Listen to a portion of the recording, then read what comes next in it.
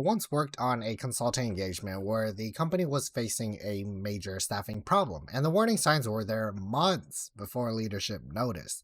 During onboarding, I started noticing something odd. I had done a bit of secondary data research just to kind of understand the industry, the market, and the sizing in which it was operating in, and found that there was something interesting with its employee because it was in a specific field.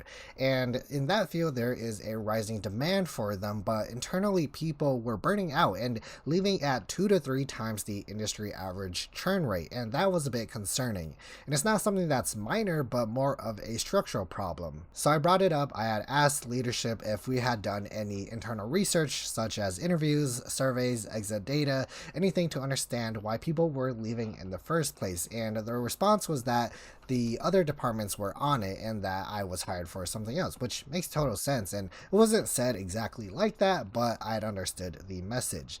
But from a strategy perspective, that's kind of where things fall apart. And I had watched a video from a Goldman Sachs person who had worked there, and they talked about how to be a good consultant, and one of them was to be able to point out different things within the departments and be able to assist with that and be a everything kind of person, right? And that's what I was trying to do.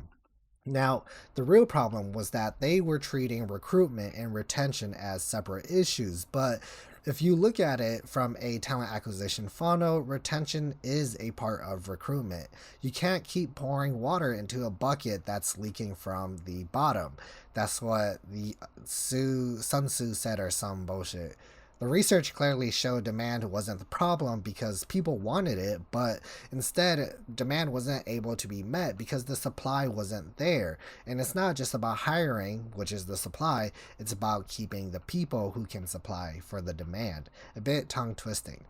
Now, we could run a simple internal market research project that's a bit of a mix of qualitative and quantitative methods where we can identify what's driving churn within if it was either pay, culture, leadership, scheduling, or even workload. And if fixing even one of these could reduce churn by 5 to 10 to even 15%, that's millions saved in recruitment and training and even handling the customer. And I believe it had cost around 60,000 per every hire, whereas if you're able to keep it, it's a lot more cheap to just keep them and be able to continue onboarding these customers. But that wasn't something that was focused on.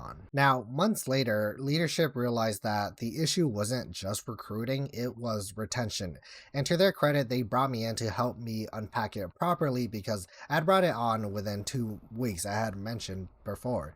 We ran a full internal market research project to ensure that it wasn't just some kind of fake confidential survey that HR was giving out, but instead, I'd actually ran point and led a lot of this quantitative and qualitative research that we were doing. I had spent weeks visiting branches from different states, even, and sitting with the employees to understand kind of why they're staying, from whether it was pay or even the workload or something they genuinely enjoyed, and kind of why some coworkers in the past had chosen to leave or why they chosen to stay despite a lot of the pain points that were coming on. The quantitative survey had actually backed up a lot of what they were saying when I had done those initial qualitative interviews. And out of hundreds of responses, 35% said they were leaving because of workload and schedule inflexibility, and about 24% of them had said that there was a lack of advancement or recognition from higher ups, and about 11% mentioned communication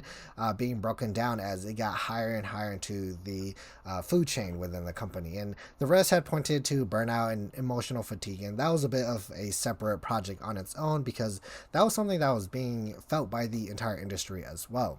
But even just from this 50% of people that we'd figured out, if we were able to solve those issues, we could keep people much, much longer. And so the question got a bit more interesting. What could we do with this data as well? We actually had modeled the data with about 5 variables standing out being statistically correlated to retention, which were scheduling flexibility with supervisor support, peer cohesion, recognition frequency, and perceived alignment with company mission, right? And not just your usual, oh, we want to be innovative and be the top market leader, but something that was actually pushing to support society and community and even the local community as well, because there's different different layers to society as well. And so we built a really, really simple predictive model, since this was just a added on top bonus package from these factors.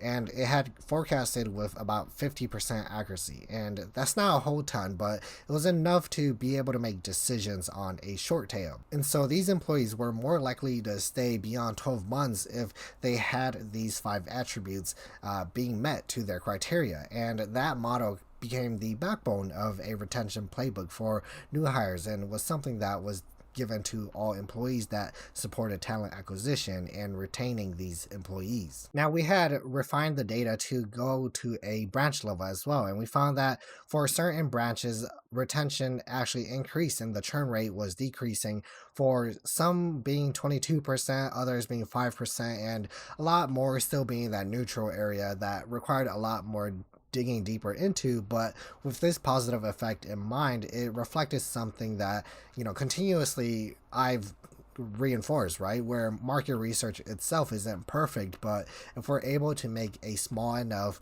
impact that, of course, relates to business implications, then it's still a win in my book.